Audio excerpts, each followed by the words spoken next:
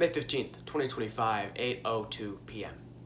We are conducting an interview on old prisoner Gerald Green, asking him questions about exactly what went down in that prison. There were multiple scandals throughout the timeline of which he was imprisoned for sexual assault, rape, sexual harassment, and many other things. Sexual misconduct is one, and a lot of expected sexual intercourse. Of course, that's not any kind of crime, but still under investigation and still going to be interviewed, asking him questions about exactly what went down in that prison. Can you tell those who have never been to prison what it was like? Prison was rough for a lot of people, man.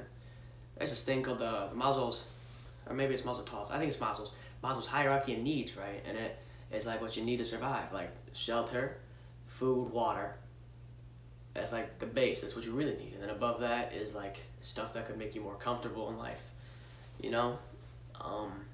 But you know, in prison, there was another Maslow need that was the base of all things that you needed, and that was booty.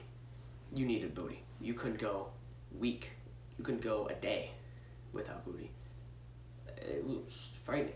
I mean, there was this one guy named Waldron in our prison.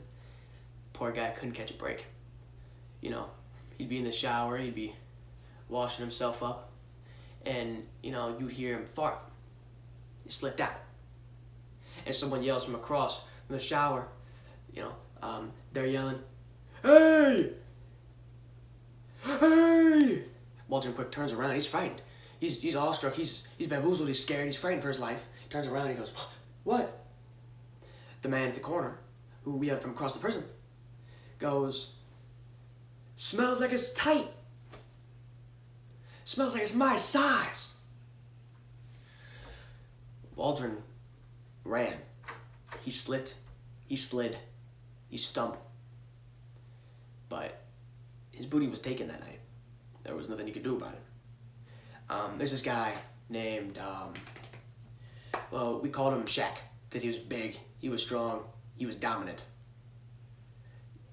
Shaq kept following a little guy around. I think the guy's name was like Gerard or something. And Shaq was following around Gerard. And he said, "You ever seen a starfish up in person?" Gerard was like, "No, man, I've never been to the beach. I've never been to the ocean. You know, I lived in the Midwest." And I never forget this. Shaq said, "Yeah? Well, I've seen yours." You know, Gerard was frightened. He was scared. He was like, "What? What are you talking about?" And Shaq, he inched closer. He whispered in his ear, he goes, "Last night, I saw your chocolate starfish." And it was frightening. Shaq continued. You went, "You could say now I got butterfingers. You could say that I took a piece of that Kit Kat. You could say that it was worth $100 grand. Right? You could say Snickers satisfies." But Gerard, man, not only did he lose his butt at night, he lost it again. Shaq would not ease. Shaq was frightening. Shaq would dominate any man who dared oppose him. Any man that dared move his hips a little too much when he walked. It was terrible, man. It was terrible. Can you please go over some more names they would call a man's ass? Well, I already talked about booty. It was such a big deal.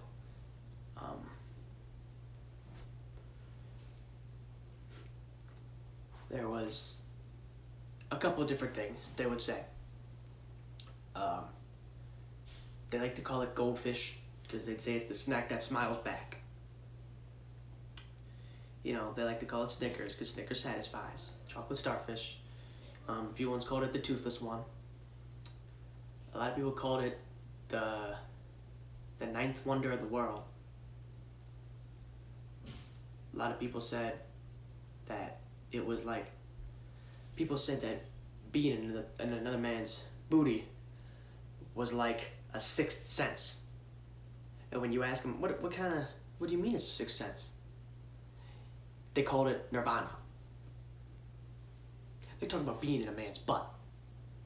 Like they were reaching enlightenment. Like they were in Buddhism or something.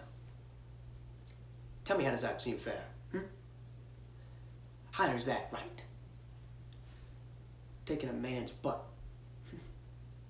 They acted like he was winning a game of Monopoly or something. They acted like it was just some small thing. Me personally, I never got my booty taken.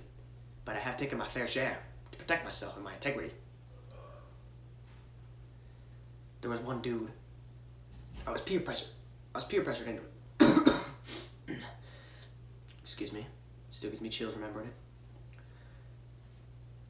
I'm not going to specify the man's name, so that his dignity may remain in some capacity. But the man was asking me, can you help me? I need to get another guy. He tried to team up with me to get another guy in the prison. I said, sure. But, I mean, just as any great spy, I spied for sure. Unfortunately, I gave the man laxatives. I told him don't wipe.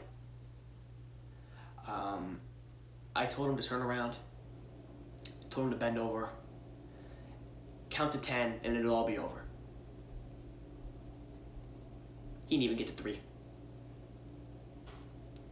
I didn't even get to 3. Well, as suspected, something did indeed go down in that prison, including Gerald Green, of course. What was not so suspected was just how graphic, just how gruesome detailed these events truly were. Gerald Green will go back to prison for some sort of crime, I'm sure. Rape, sexual assault. Whether charges will be pressed or not is really none of our concern. We have evidence that he should go away right here from him testifying against himself. So he will go, eventually. The true problem is just how disturbing this truly was. If this goes down in this prison, it could have gone down in a lot of prisons. We just never will know.